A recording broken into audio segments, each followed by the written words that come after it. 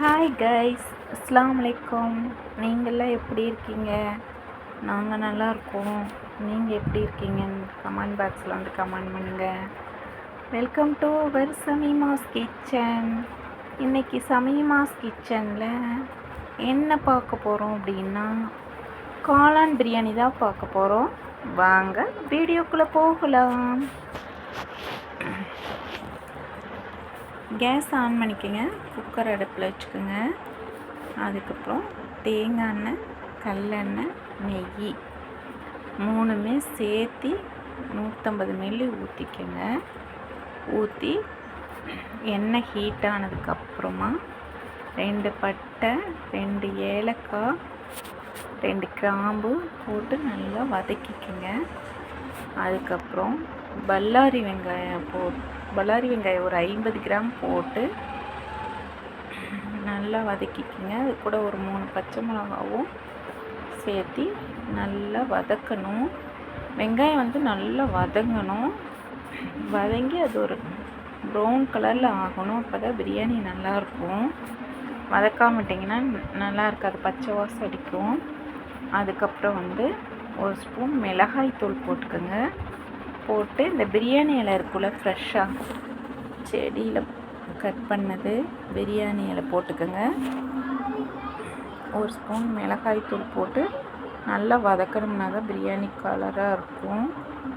அதுக்கப்புறம் வந்து நல்லா வதங்கணுங்க, வதங்கினாலும் நல்லாயிருக்கும். அதுக்கப்புறம் பிரியாணி மசாலா 1 ஸ்பூன் போட்டுக்கலாம். பிரியாணி மசாலா 1 ஸ்பூன் போட்டு நல்லா வதக்கிக்குவோம். வதக்கினதுக்கப்புறம் சின்ன வெங்காயம் நல்லா அரைச்சது ஒரு 100 கிராம், சின்ன வெங்காயம் அரைச்சது ஒரு 100 கிராம் அதையே போட்டு நல்லா வதக்கிக்குவோம். வதக்கினதுக்கப்புறம் தக்காளி போட்டுக்குவோம். தக்காளி போட்டு நல்லா வதக்கினதுக்கப்புறம் புதினா, கொத்தமல்லி போட்டுக்குவோம். போட்டு நல்லா வதக்கினதுக்கப்புறமா அதுக்கப்புறம் இஞ்சி பூண்டு போடுவோம். இஞ்சி பூண்டு 4 ஸ்பூன் போடுவோம். இஞ்சி பூண்டு ஒரு 4 ஸ்பூன் போடுவோம். போட்டு நல்லா வதக்கிக்குவோம். நல்லா வதங்கணும். வதங்கினதுக்கப்புறம் தேவையான அளவு உப்பு போட்டுக்குவோம். உப்பு போட்டு உப்பு நல்லா வதங்கினதுக்கப்புறமா தேவையான அளவு தயிர் ஊற்றிக்குவோம். தயிர் ஊற்றணும். லெமன் ஒரு அரை லெமன் ஊற்றணும். அரை லெமன் பிழிஞ்சு விட்டுட்டு அப்புறம் அதையும் நல்லா வதக்கிட்டு காளானை போட்டுக்குவோம். காளான் சும்மா 2 கட் பண்ணால் போதும். கட் பண்ணி போட்டு அதையே சேர்த்து நல்லா வதக்கிடணும். வதக்கினதுக்கப்புறமா ஒரு உலக்கு அரிசி வைக்கணும். ஒரு உலக்குனா அரை கிலோ. அதுக்கு 1 செம்பு மட்டும்தான் தண்ணி வைக்கணும். 1 செம்பு மட்டும்தான் தண்ணி வைக்கணும்.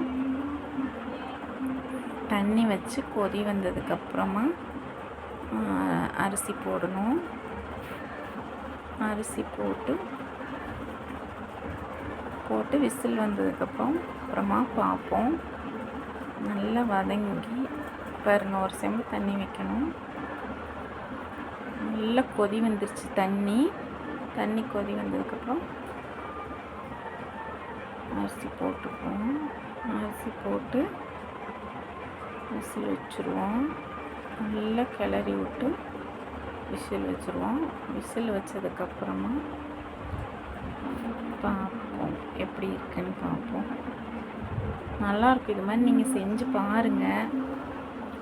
லைக் பண்ணுங்கள், ஷேர் பண்ணுங்கள், கமெண்ட் பண்ணுங்கள். செஞ்சு பார்த்துட்டு இந்த காளான் பிரியாணி எப்படி இருந்துச்சுன்னு கமெண்ட் பாக்ஸில் வந்து கமெண்ட் பண்ணுங்கள். அப்போ தான் தெரியும். சாப்பாடு பாருங்கள் எப்படி இருக்குன்னு பாருங்கள். பிரியாணி ஆயிடுச்சு. சாப்பாடு பாருங்கள் எப்படி பொழுன்னு நல்லாயிருக்கும். சாப்பாடு செம்ம டேஸ்ட்டாக இருக்கும். காளான் பிரியாணி மட்டும் செஞ்சு பாருங்களேன்.